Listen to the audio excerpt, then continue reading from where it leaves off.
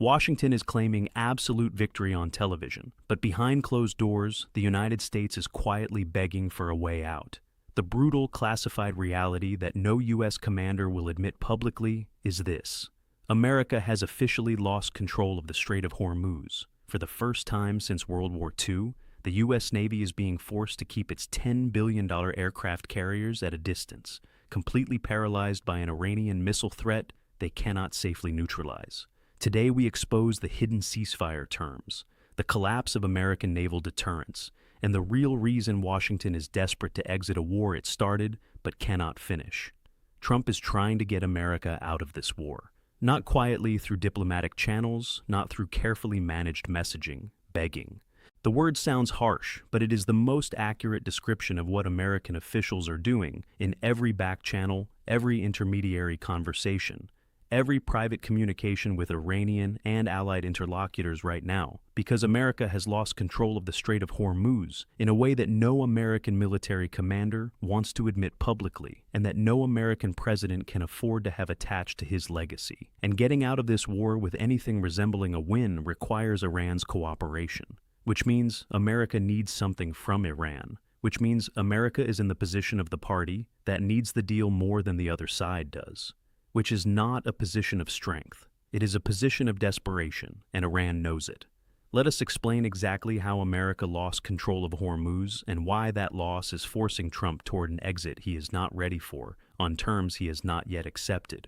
When the conflict began on February 28th, America's military strategy in the Gulf had an implicit assumption at its center: American naval power in the Persian Gulf and the Gulf of Oman, specifically the aircraft carrier battle groups and the escort vessels that project American power through the region, would deter Iran from anything more than token gestures toward closing the strait.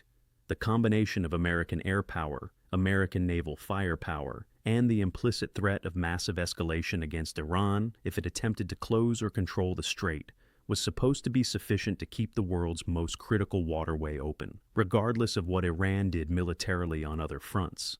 That assumption is wrong, and the evidence that it is wrong is visible in every tanker that pays Iran's toll to transit the strait, in every vessel that waits weeks for a naval escort that cannot be provided on the scale required, and in the operational reality that Iran effectively controls access to the Strait of Hormuz right now in ways that American naval power cannot prevent, without a level of direct military confrontation that would make everything that has happened in this conflict so far look like a prelude. Here is the specific operational problem that American military commanders are managing and that political leadership in Washington is slowly being forced to acknowledge.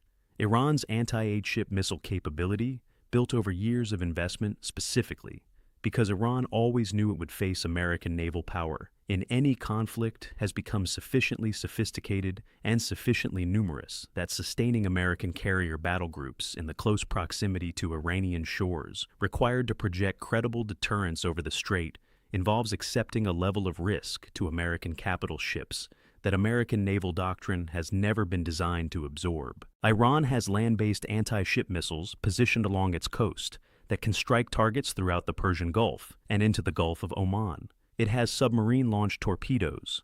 It has fast attack boat swarms designed to overwhelm close-in defensive systems through saturation.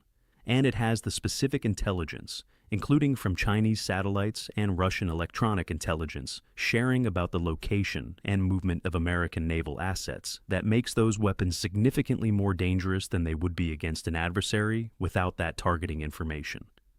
The combination of weapons capability and targeting intelligence has created a situation where Iran can credibly threaten American capital ships in a way that no adversary has been able to do since the Second World War. American naval commanders are not willing to risk an aircraft carrier. The loss of an American aircraft carrier with the 5,000 crew members it carries would be the worst American military disaster since Pearl Harbor, and would fundamentally alter the political situation in America in ways that no military commander wants to be responsible for triggering. The result is that American carrier battle groups have been maintaining greater standoff distance from Iranian missile range than is optimal for projecting deterrent power over the strait. That standoff distance is operationally visible to Iran, and Iran has been exploiting it. The exploitation looks like this: Iranian patrol boats operate in the strait, enforcing the toll collection system. American naval vessels at standoff distance cannot intervene to stop individual toll collection incidents without either accepting significant risk to their own ships by closing within Iranian missile range or conducting airstrikes against Iranian patrol boats that would immediately escalate the conflict to a level that neither the American political leadership nor the regional Gulf states that would bear the consequences of Iranian retaliation have authorized. So, the toll collection continues. The American naval presence watches from a distance, and the gap between American deterrent presence and actual control of the strait is visible to every vessel operator, every energy trader, and every government in the world that is watching. Trump has been managing this operational reality behind a public narrative of American strength and imminent victory. He declared the war won. He claimed Iran was begging for a deal. He pointed to the Pakistan-mediated Hormuz opening as vindication of American pressure. But the private assessments being given to him by his military commanders are telling a different story.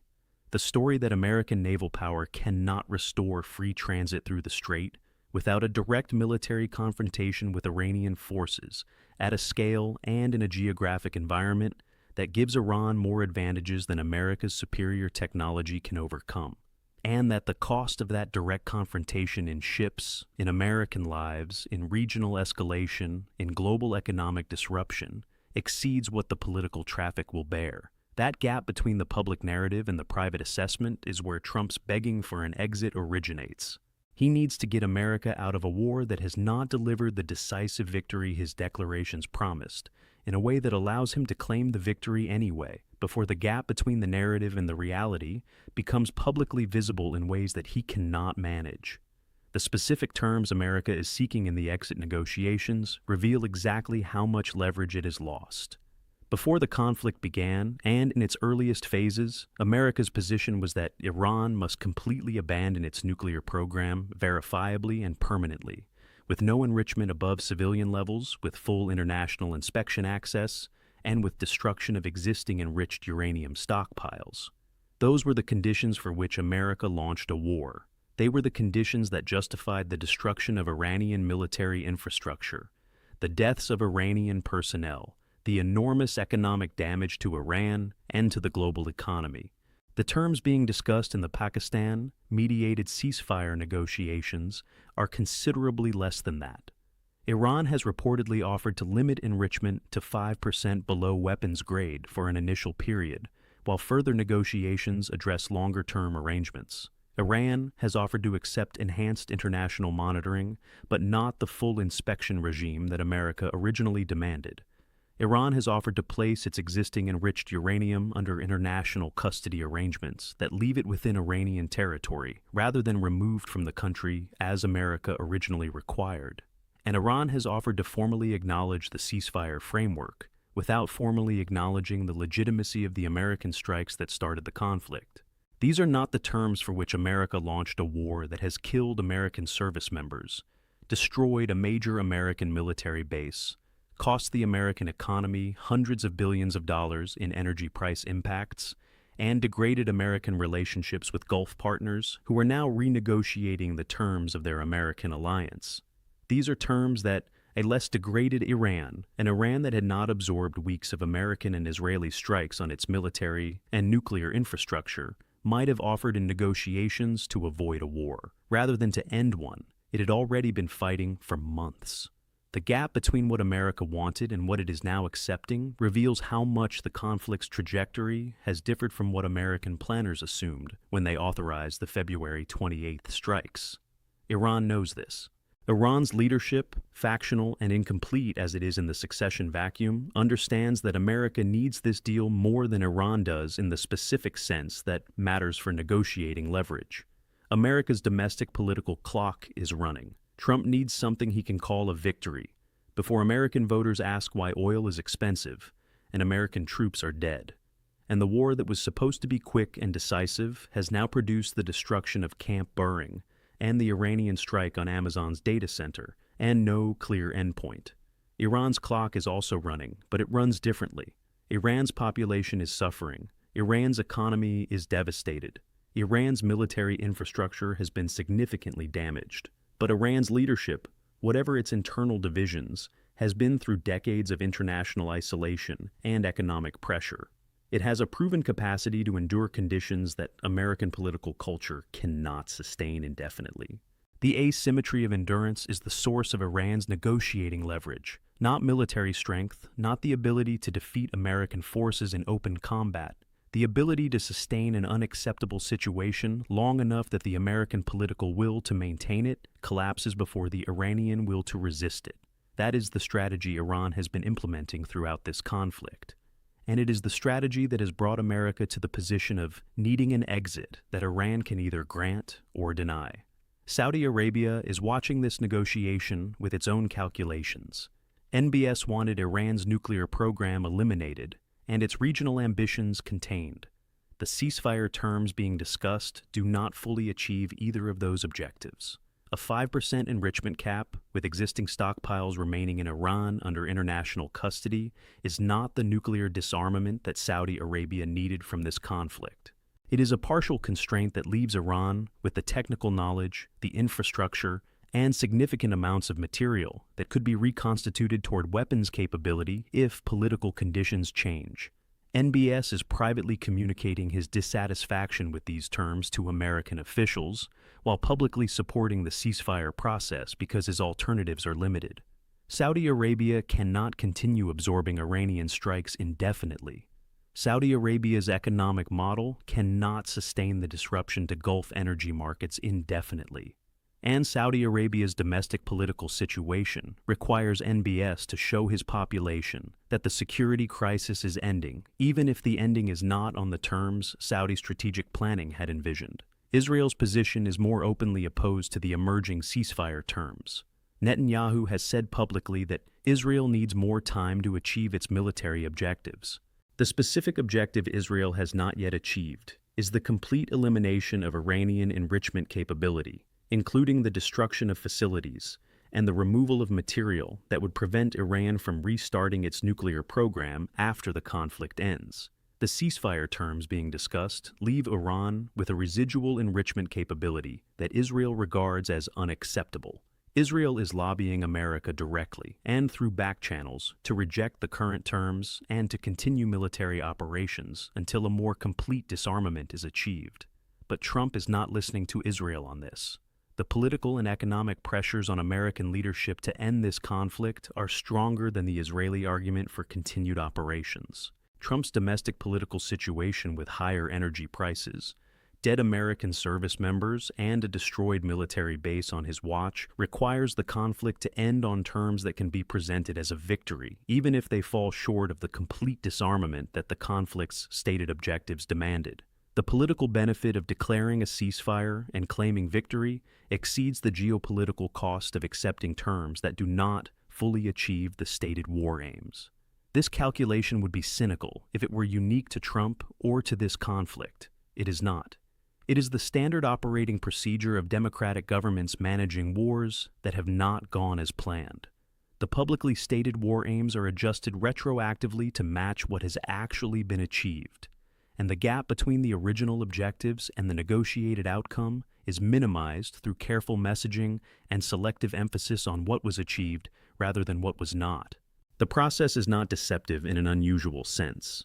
It is the normal mechanism through which democracies manage the gap between the ambitions that start wars and the realities that end them. The exit Trump is pursuing through the Pakistan-mediated negotiations has a specific shape that reflects both what is achievable given current military and political realities, and what is presentable to the American public as a victory.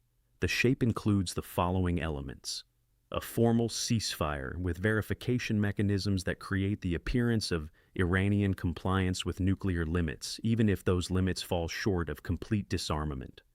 The formal opening of the Strait of Hormuz with Iran, explicitly relinquishing the toll mechanism, which provides a concrete and economically visible victory that Trump can point to as evidence that the war achieved its economic objectives. The formal acknowledgement by Iran that it will not develop nuclear weapons, framed as a binding international commitment, even if the verification mechanisms are weaker than the original American demands. the formal commitment of Gulf states and international partners to a monitoring and enforcement regime that creates some accountability for Iranian compliance with the ceasefire terms. All of these elements are achievable in a negotiated framework. None of them are the complete victory that the conflict's original objectives described, and Iran knows that America needs them badly enough to accept terms that reflect the current balance of leverage rather than the balance of military power. Because military power and negotiating leverage are different things. America has more military power than Iran by an enormous margin, but negotiating leverage depends on who needs the deal more. And right now, in the specific political and economic context of an American election cycle, higher energy prices, dead soldiers, and a destroyed military base, America needs the deal more, which means Iran can extract terms that its military capability alone would not justify. Trump will not frame it this way publicly. He will announce a ceasefire and call it a complete victory. He will point to the nuclear limits Iran has agreed to and call them total disarmament. He will point to the Hormuz's opening and call it a historic achievement of American diplomacy and military pressure. And he will move on quickly to the next political challenge before the gap between the declared victory and the actual outcome becomes the dominant narrative. But the governments, the analysts, and the historians who examine this conflict will see the gap clearly. America went to war to prevent Iranian nuclear weapons. America is ending the war with Iran, retaining enrichment capability, retaining existing enriched uranium stockpiles, and retaining the institutional knowledge of how to build a nuclear weapon that can never be eliminated by military strikes. The nuclear threat that was cited as the justification for the most consequential military operation in the Middle East since the 2003 Iraq invasion has been reduced but not eliminated. And the region, the world, and American credibility as a military power will live with the consequences of that gap for decades. Iran lost the military confrontation significantly. Its military infrastructure is damaged. Its economy is devastated. Its nuclear program is set back. But Iran won the strategic competition in the specific sense that matters for its long-term survival. It endured. It imposed enough cost on America and the world through the Hormuz crisis, the energy infrastructure strikes, the attacks on American military installations, and the economic damage to the global economy, that America is accepting a ceasefire on terms that leave Iran intact as a regional power with residual nuclear capability. That is not the outcome America designed this war to produce. It is the outcome Iran survived to negotiate. Trump is begging for an exit because America needs one. Iran is providing it at a price that reflects the actual balance of leverage rather than the balance of military power. And the Strait of Hormuz, which America could not keep open despite its naval power, is the visible symbol of how a smaller power with sophisticated asymmetric strategy and sufficient endurance can deny a superpower. The victory it expected when it launched a war, it was warned would be more complex than it appeared. Watch the ceasefire announcement. Watch the specific language about nuclear limits and verification. Watch what Iran is allowed to retain and what it gives up, and compare what you see to what was said on February 28th about why this war was necessary.